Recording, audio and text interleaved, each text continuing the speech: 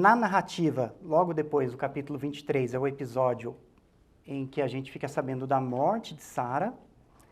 E aqui a gente está no capítulo 24, que embora na narrativa pareça muito próximo, né, já se passaram aqui mais de 30 anos desde aquele episódio do Monte Moriá. Isaac era um jovem quando aquilo aconteceu, um pré-adolescente, e agora Isaac já está próximo dos 40 anos de idade. Ainda está solteiro, e Abraão está preocupado com algumas questões que a gente vai ver aqui, e ele faz então preparativos para conseguir uma esposa para Isaac. Esse é um capítulo muito longo, ele tem 67 versículos, a gente não vai ler tudo aqui para não ocupar muito tempo, mas eu gostaria de ler aqui uma boa parte da história para contextualizar tudo o que está acontecendo. Abraão estava bem velho, e o Senhor o havia abençoado em tudo. Certo dia, Abraão disse a seu servo mais antigo, o homem encarregado de sua casa, faça um juramento colocando a mão debaixo da minha coxa, que era um costume que eles tinham na época. Jure pelo Senhor, o Deus dos céus e da terra, que não deixará o meu filho se casar com uma das mulheres cananitas que aqui vivem, mas irá à minha terra natal, aos meus parentes, procurar uma mulher para meu filho Isaque. O servo perguntou, e se eu não encontrar uma moça disposta a viajar para um lugar tão distante de sua terra? Devo levar Isaque para morar entre eles? Para morar entre os seus parentes, na terra de onde o Senhor veio? Não, respondeu Abraão. Cuidado, não leve meu filho para lá de jeito nenhum. O Senhor, o Deus dos céus, que me tirou da casa de meu pai e de minha terra natal, prometeu solenemente dar desta terra a meus descendentes.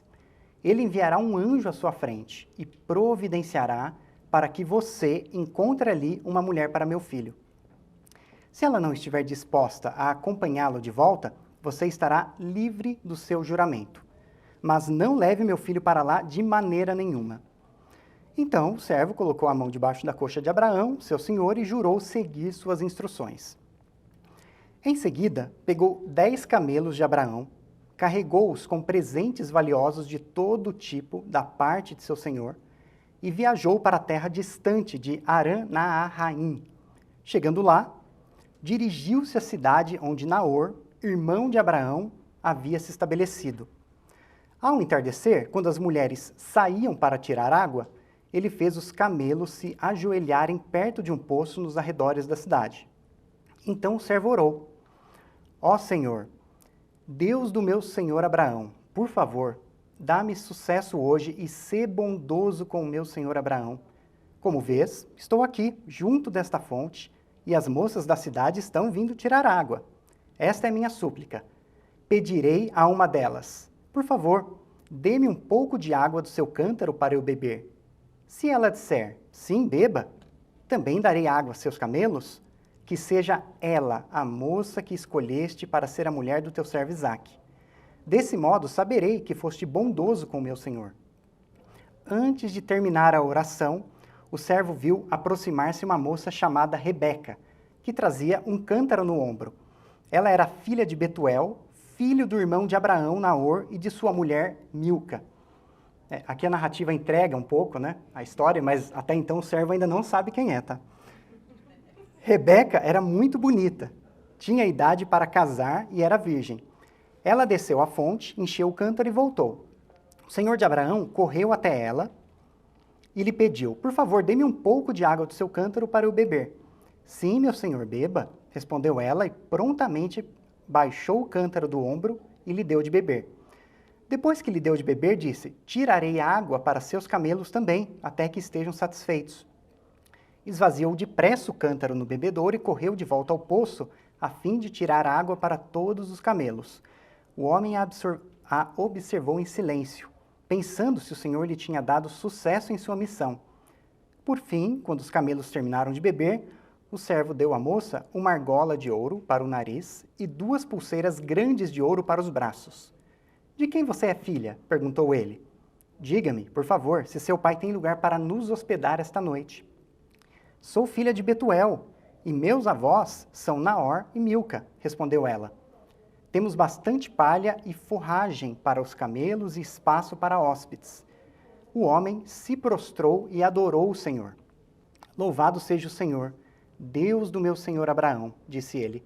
O Senhor demonstrou bondade e fidelidade ao meu senhor, pois me conduziu até seus parentes. A moça correu para casa e contou à família tudo o que havia acontecido. E aí, na continuidade aqui da história, Rebeca vai para casa, conta então para o seu pai, para o seu tio, tudo isso que o servo tinha contado para ela.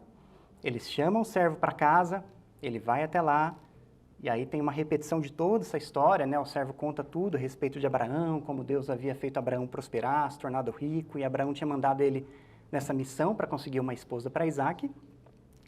E, diante de todas aquelas circunstâncias, aquelas coincidências que haviam acontecido, então, os familiares de Rebeca, eles concordam, né, certos de que aquilo tinha sido obra de Deus, e eles concordam em ceder Rebeca para casamento com Isaac.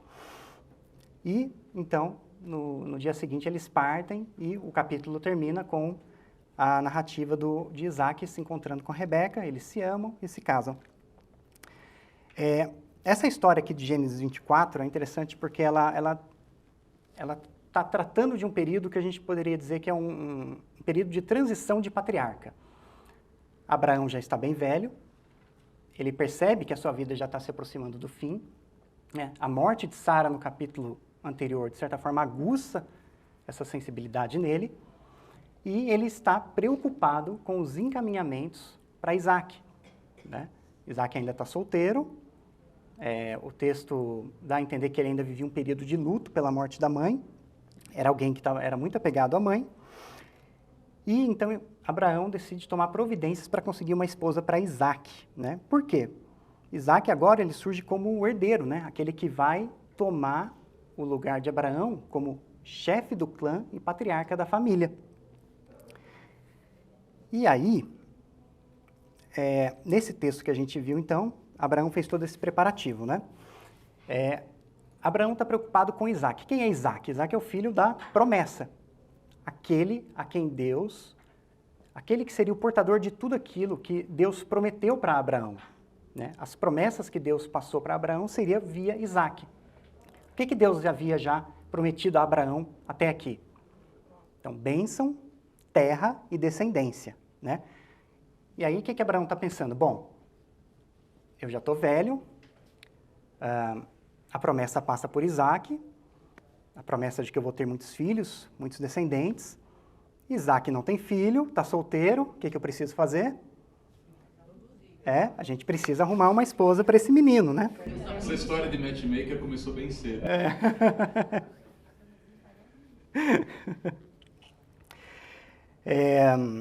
E aí é interessante, né, um pouco do que o texto fala, né? Porque, não sei se vocês repararam, né, o capítulo 24 começa com o texto dizendo, né, que Abraão havia sido abençoado em tudo, né?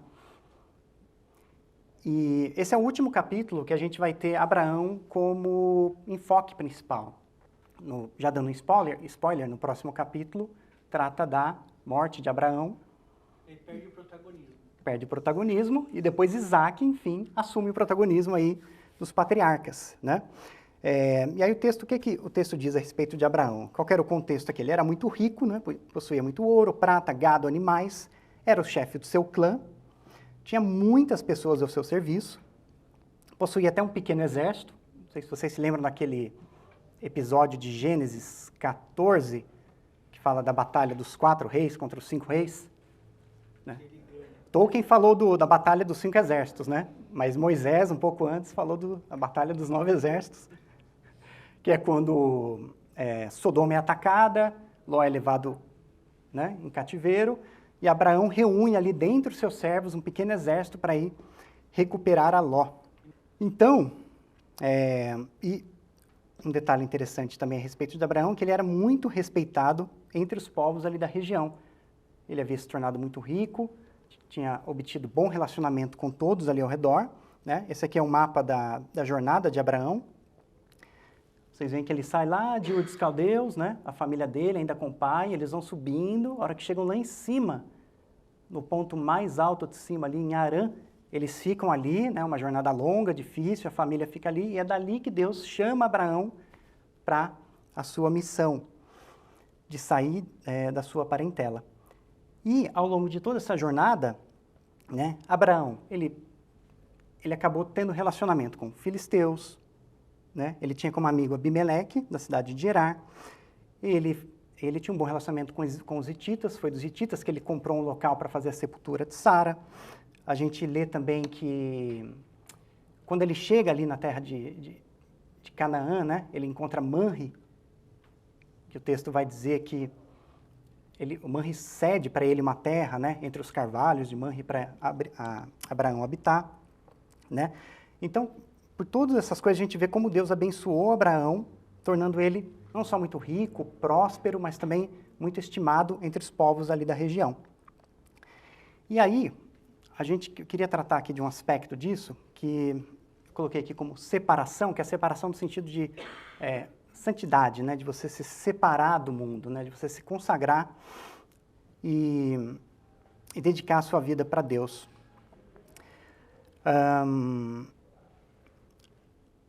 Abraão não queria, então, que Isaac se casasse com nenhuma mulher ali da terra onde ele vivia, que ele vivia entre os cananeus.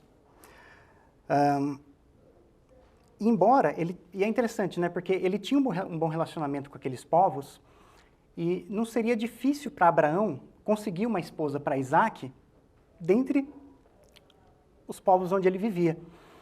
Talvez até fosse até do interesse deles fazerem um casamento ali, porque Abraão era muito abençoado, né? Ele poderia ter conseguido uma esposa para Isaac dentre os filisteus, tranquilamente, dentre os cananeus, dentre os hititas, talvez até dentre os egípcios, né? O primeiro filho dele se casou com uma egípcia, ele morou no Egito durante um tempo, mas não, Abraão está determinado a manter a linhagem sem mistura, não é isso? Ele quer o quê? Ele quer uma esposa dentre a parentela dele mesmo. E qual que é a origem de Abraão? Né? Se a gente puxar a linha dele, da onde que ele vem? Né? Quando teve o dilúvio, não foi? Sobreviveram 8 pessoas, e aí os 3 filhos de Noé, dos 3, veio todo mundo. Né? Abraão era semita, né? Tem esse mapa aqui que a gente usou até na aula sobre Noé, que mostra como ficou a organização da terra após o dilúvio, né? Em rosa são os descendentes de Cã, em verde de Sem e em amarelo de Jafé. Abraão era semita, você vê que é onde fica ali a marcação da Torre de Babel, né? Ur dos Caldeus, da onde os parentes de Abraão saíram, ficava um pouquinho mais para baixo ali. E o que está passando na cabeça de Abraão? Ele lembra daquele episódio da tenda de Noé, quando Cã vê Noé nu, né? E isso, de certa forma, é uma atitude de desrespeito. E por causa dessa atitude, vocês se lembram que Noé amaldiçoa, não Cã, mas o descendente dele, Canaã. A gente vai ler lá em Gênesis 9, 24 a 26, o texto diz o seguinte: maldito seja Canaã, que ele seja o servo mais insignificante de seus parentes.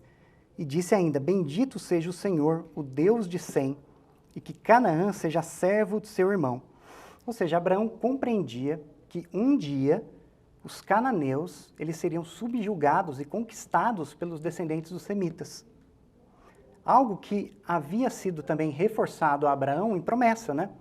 Quando Deus promete para ele a terra, é essa terra onde os cananeus estão habitando, que um dia seriam dele. Mas também não é só isso. Outro motivo que faz com que Abraão não queira uma mulher para Isaac ali da região era porque os cananeus eram povos extremamente idólatras, politeístas e com costumes e práticas imorais. A gente se lembra aqui da cidade de Sodoma e Gomorra, não é? Que eram cidades ali dos cananitas bem representativas da moral e do costume daqueles povos. E é interessante porque mais tarde, quando Moisés vai escrever a lei, o casamento com cananeu fica terminantemente proibido. Eles entendem o efeito, né? O resultado que essa mistura poderia resultar. Então, o que é interessante a gente perceber aqui? É o cuidado, o zelo de Abraão em relação ao encaminhamento que ele daria para a vida do filho dele.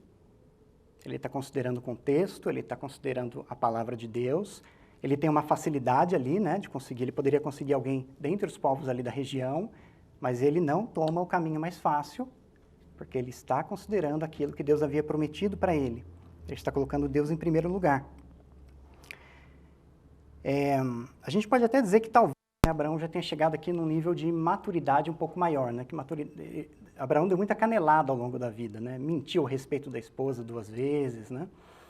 Teve o episódio com Sara, né? Tentou dar um jeitinho, né? Para conseguir o filho da promessa. Mas aqui, Abraão, ele se mostra mais dependente de Deus. E aí eu trouxe esse mapa, só para a gente, o que importa aqui é só ali a parte de cima, só para a gente entender quem são esses parentes de Abraão, de quem ele está querendo conseguir uma esposa para Isaac, né? Tem o pai Terá, que a essa altura já é falecido, o irmão Harã, que foi pai de Milca e Ló também. Abraão havia descido para a terra de Canaã junto com Ló, e Naor ainda estava lá na Mesopotâmia, né? Então, tirando Ló, que é o que morava mais próximo dele, mas que a essa altura a gente não sabe que o texto não fala mais nada depois de Ló, nem das filhas dele, Naor era o único parente de que a gente ainda tem notícia. E lá no capítulo 22 de Gênesis, no finalzinho, tem uma narrativa ali interessante, que Abraão é informado que Naor já tinha tido filhos e netos. E isso, se essa narrativa está próximo do capítulo 22, que é o episódio do sacrifício de Isaac, isso foi há mais de 30 anos atrás. Então, a gente entende aí por que Abraão decide, então, focar a sua escolha junto a Naor, né? Ele sabia que tinha grande potencial de encontrar uma esposa para Isaac lá. E aí, resumindo, né? Principal preocupação de Abraão, né? Ele não queria que Isaac se casasse com uma cananita por questões sociais ou de etnia, mas espirituais, né? Ele sabia que se ele misturasse as linhagens ali, havia um grande potencial para a fé também ser corrompida, e Isaac, que era o filho da promessa, aquele que levaria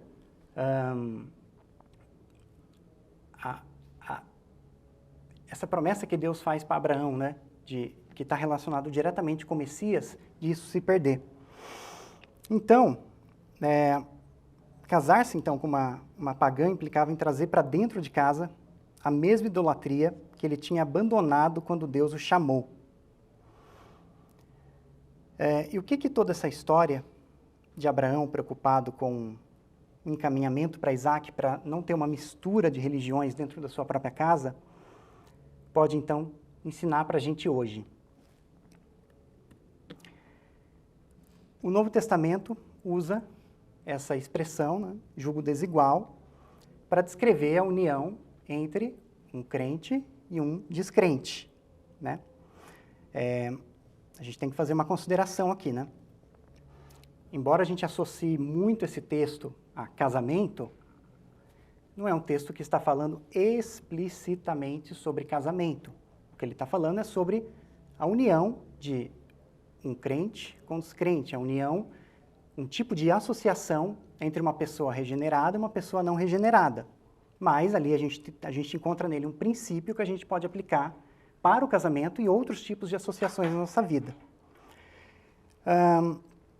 E para a gente entender bem essa expressão, o que é jugo? Como a gente poderia definir essa palavra? Eu acho que aquela madeira que ficava em cima dos bois que puxavam a carroça ou alguma coisa, o arado, né? Era isso mais ou menos. E quando os bois são desiguais, a coisa não funciona direito, puxa para um lado. Escutei alguma coisa assim, não sei, me corrija. É isso aí, olha aí o desenho.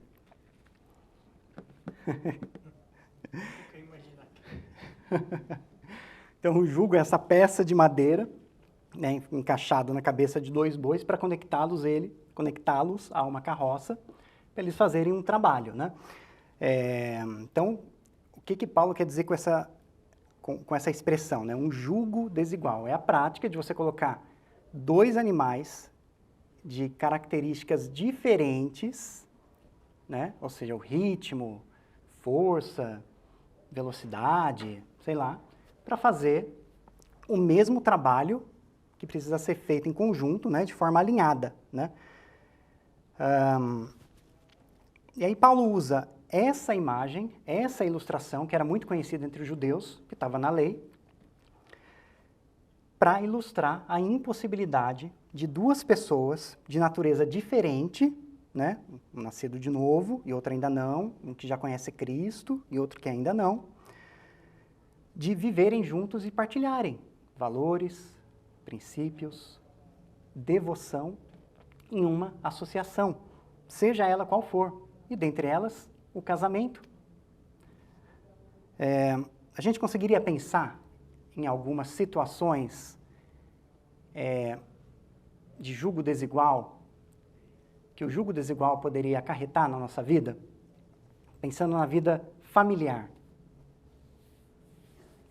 Tem momentos na vida que a gente precisa tomar algumas decisões, não é? Em família, e aí a gente tem pessoas com pensamentos e visões de mundo diferentes.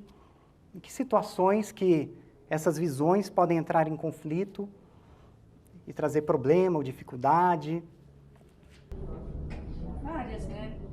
Decisões financeiras, como você gasta o seu dinheiro, como você escolhe o que vai fazer para lazer, para diversão, pode ser também. Definição de prioridades. Educação de filhos, várias coisas, né?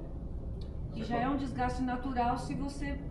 Já alinhado, né? Se o jogo já tá igual, é fácil. Você acorda no domingo pela manhã com solão. Ah, vamos para a igreja. O outro, não, eu quero ir para o clube na terra. Dá para ir no clube do sábado, não, mas as pessoas querem no domingo. A gente tem criação de filhos, né? Finanças, como a Elaine falou,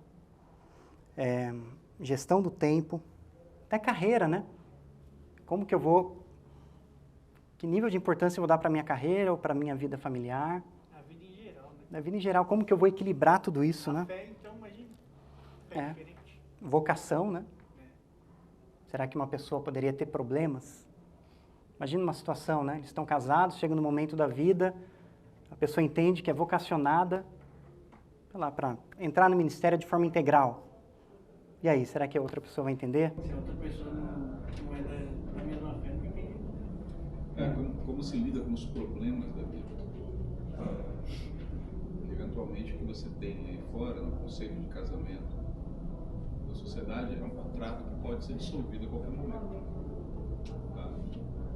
A visão de Deus é diferente, a visão do cristão é diferente. Então, invariavelmente, o que você tem ali numa situação de conflito ou de desconforto, por exemplo, um dos cônjuges tem um problema sério de saúde. Tem muita gente que abandona o barco no meio do caminho. São coisas desse tipo que a gente tem que considerar. E são valores que precisam ser passados para os filhos. Sim. Eu creio que nesse momento que muitos pais falham de flexibilizar em nome do amor. Peraí. Defina o que você quer dizer. Às vezes os pais sorriem. E às vezes é aquela história, para não perder o filho, para não perder o filho, então você acomoda a situação inadequada dentro da família. É problemático. Você sabe que uma vez eu tive uma experiência de um rapaz que ia montar uma sociedade com uma pessoa descrente, né? E eu cheguei para ele e falei, olha, toma bastante cuidado, porque talvez os valores serão diferentes, né?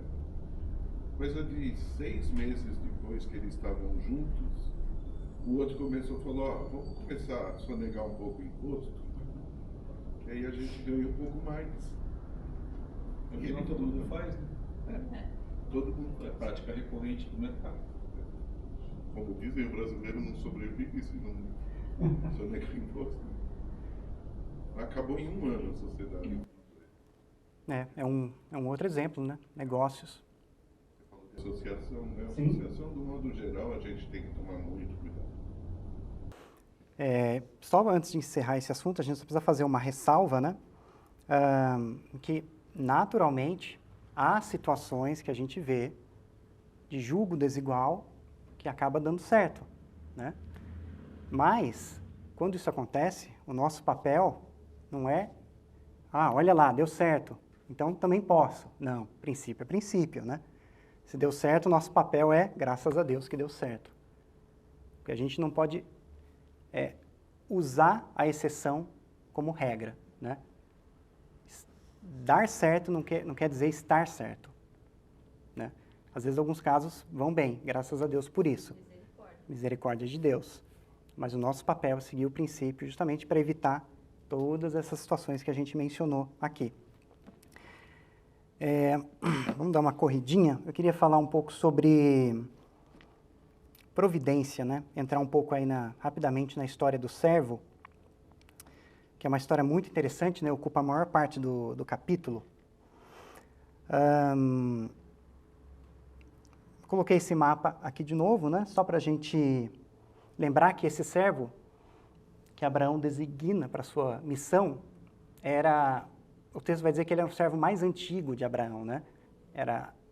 A gente não sabe exatamente se ele veio com a família de Abraão lá da Mesopotâmia ou se trata, como alguns pensam, de Eliezer, o Damasceno, que é mencionado lá no capítulo 15. Se for Eliezer, é muito interessante, né? Por quê? Vocês se lembram quando Deus aparece para Abraão uma segunda vez, prometendo, né, reforçando as promessas? Abraão ainda não tinha filho, né? Ele fala, Senhor, legal, né, mas eu não tenho filho, não tenho descendência, quem vai herdar tudo é o meu servo, Eliezer. Aí Deus, não, é contigo, não é ele não.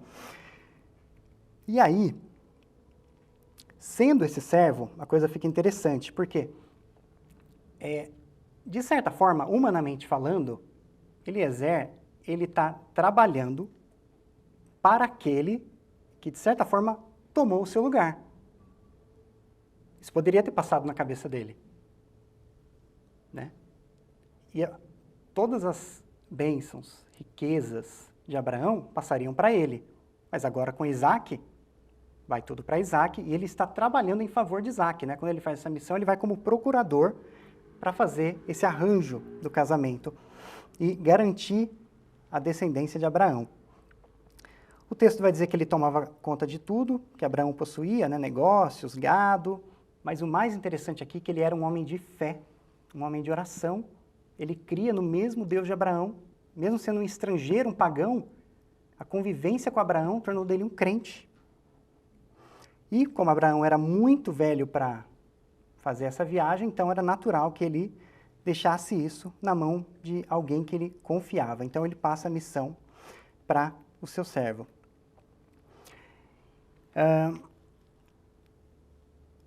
Aí a gente se colocando um pouco no lugar do servo, né? Se a gente olha para essa missão, ela parece humanamente difícil. Olha esses pontos que o servo pode ter considerado. Será que ele conseguiria chegar até a Mesopotâmia? Era uma viagem longa, de meses, né? Eles estavam numa caravana grande, com muitas pessoas, 10 camelos, levando muito presente, né, para comprar o dote da noiva. Se ele chegasse lá, será que ele conseguiria encontrar os parentes de Abraão? Se encontrasse, haveria entre os filhos de Naor uma moça solteira em idade de casamento? Se houvesse, os pais dela estariam dispostos a permitir que ela deixasse a família, saísse da cidade, fizesse uma longa viagem para casar com alguém que ela não conhecia? Né? Eles poderiam pensar, será que esse cara está falando a verdade? Será que É loucura, né? Foi Deus que enviou ele mesmo, né? Ele está vindo em nome de Abraão? Será que Abraão é tão rico assim quanto ele fala? E será que Rebeca aceitaria ir e viver como peregrina em Canaã, né? Habitando em tendas, esperando pela fé a promessa que Deus havia feito da conquista daquela terra? Apesar de tudo isso, né? A gente vê que O servo, ele está confiante na providência de Deus.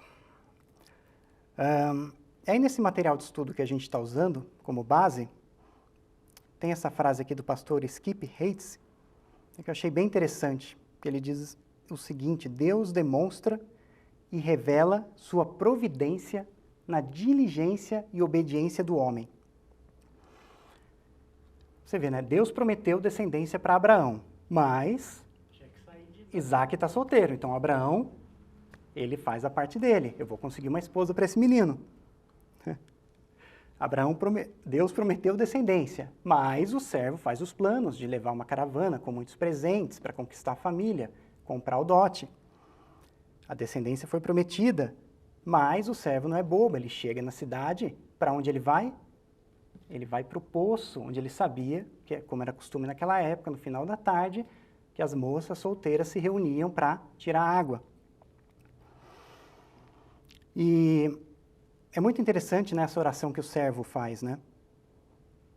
Aqui no versículo 14, né? Essa é minha súplica, pedirei a uma delas, por favor, dê-me um pouco de água do seu cântaro para eu beber. Se ela disser, sim, beba, também darei água a seus camelos. Que seja ela a moça que escolheste para ser mulher do teu servo Isaque.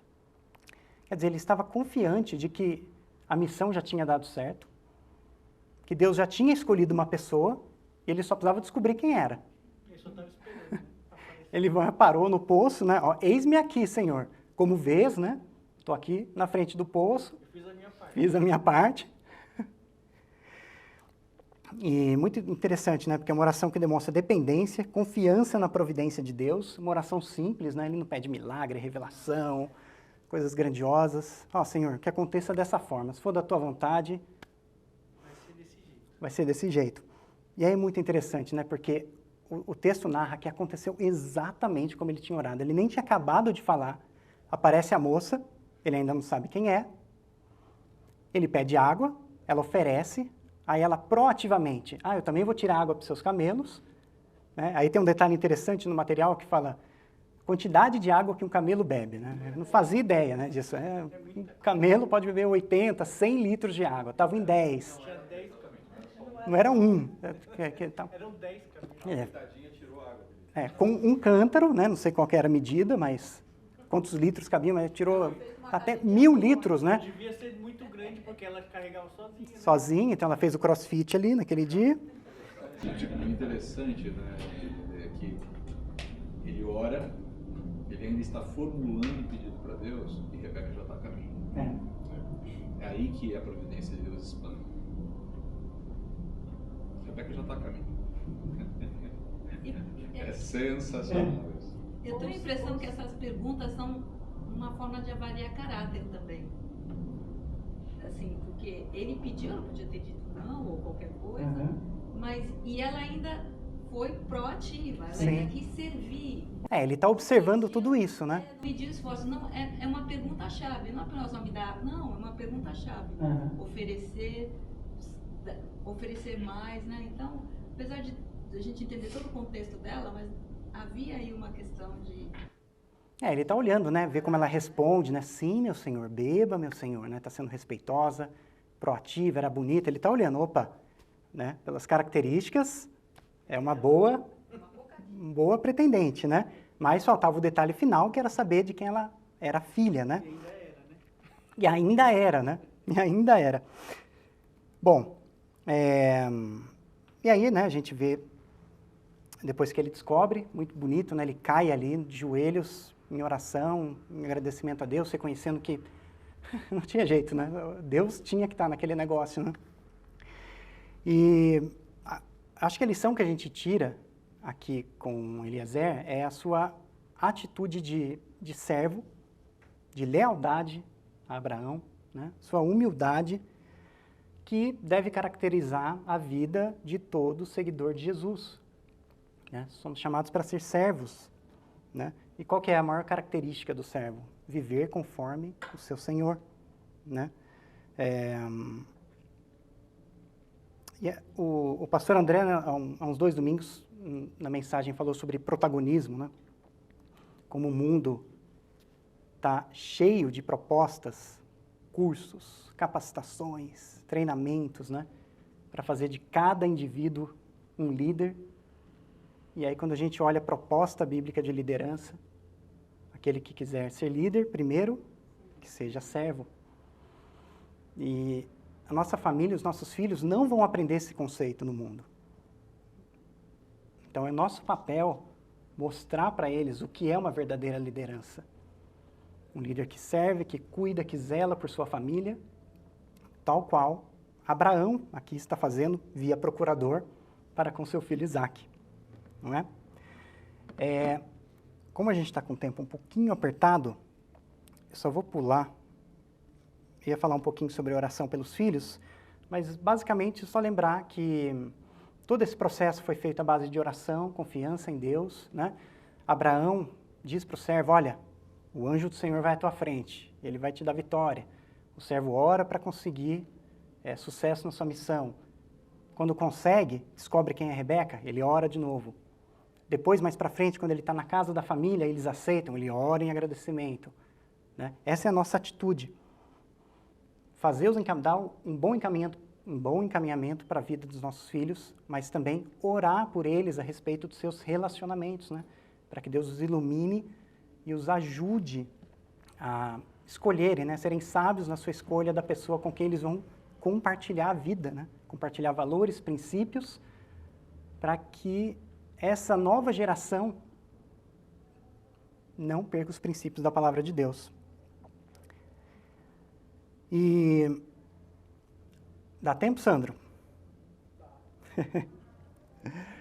Não, eu só queria lembrar um detalhe interessante, né? Essa história de Abraão, ela vai ser escrita por Moisés muito tempo depois, né? Mais de 500 anos depois, quando eles estão lá no deserto, prestes a entrar na terra, para finalmente, olha só, conquistar aquela terra que Deus havia prometido para eles, né?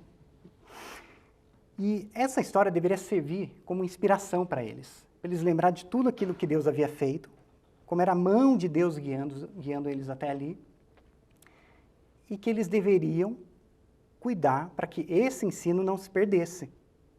Né? Lá em Deuteronômio, a gente tem esse texto, né, muito conhecido.